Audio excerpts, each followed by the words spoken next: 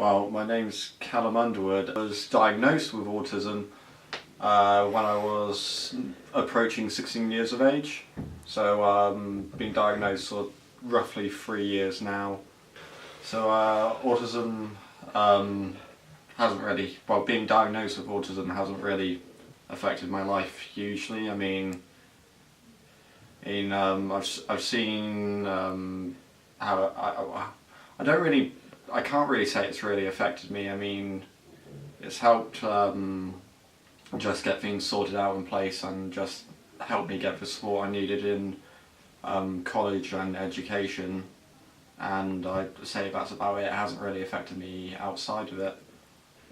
No, it's not a bad thing. I mean, there's stigma, but there's stigma for almost any kind of thing. So, yeah, I haven't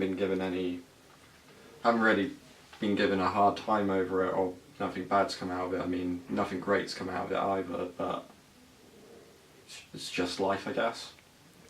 No, but I wouldn't say there's negatives to having autism. I mean, that's like saying, yeah, are there positives to being normal, and you're like, oh, maybe, but maybe not, because if you're normal, you're not really going to stand out, but if you're normal, you're not really going to screw up either, so, yeah. I mean, people have said I'm odd before, but in regards to friendships, I'm not sure you could really apply it to people with autism in general, but I find that I just really can't be bothered to deal with most of the social hoo-ha, and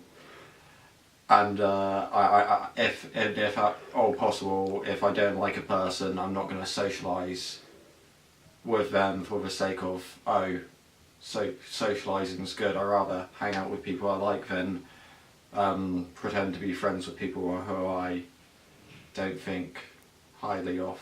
In general, I don't think there is. However, there are cases where I think there's not enough support for so individual cases, there are some people, I think there are individuals who really don't get enough support, and then there are other cases in which I think they're being supported too much, in the sense that they don't really have their own life, the parents are overprotective, and they don't really learn any independence. So, but in terms of maybe stuff that's out there, I think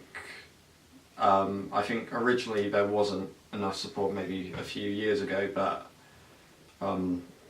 there's new organisations and there's a lot of awareness going on, and it's become more well known and more, I can't really say accepted, but there isn't as much stigma as there used to be, I'd say. But in all seriousness, there isn't really a cure.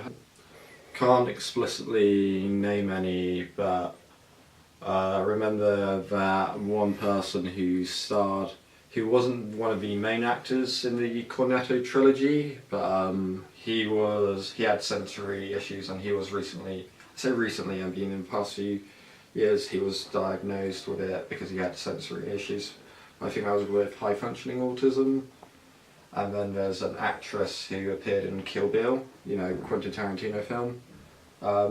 Not the main actress who was also diagnosed, but but other than that, I don't really know anyone famous other than speculation. But because people say, oh, Albert Einstein could have been autistic, and then you're like, then you hear people say he is, and you're like, no, you can't say that, because was he diagnosed? No. So yeah, I'm not. Yeah, that was a half serious answer, but I don't really know how you can really raise awareness, as there's already a huge amount going on already, and I mean, I'm not really sure in the England area, but in America, it's actually believed that autism can be overdiagnosed,